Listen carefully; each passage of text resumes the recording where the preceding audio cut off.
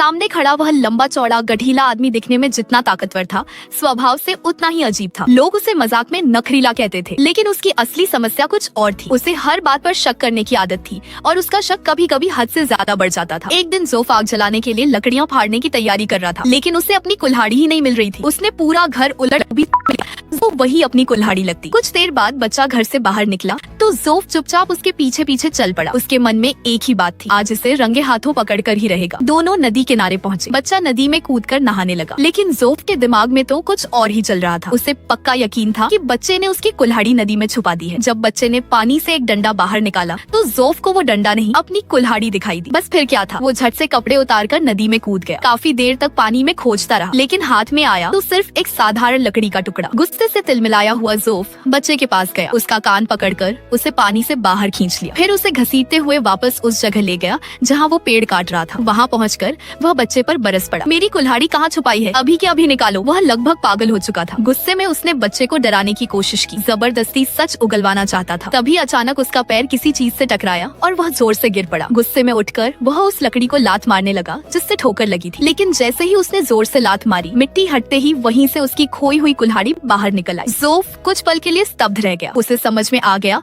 कि पेड़ काटते समय वही अपनी कुल्हाड़ी यहीं भूल गया था। इसमें उस मासूम बच्चे की कोई गलती नहीं थी। सारे शक और गलतफहमी एक ही पल में टूट गए। अब ज़ोफ को वही बच्चा बहुत सीधा और भला लगने लगा, जिसे वह अभी तक चोर समझ रहा था, वह दरअसल बिल्कुल मासूम था। ज़ोफ तुरंत अपना चेहरा बदलकर नकली मुस्कान के साथ बच्चे को उसके घर छोड़ आया।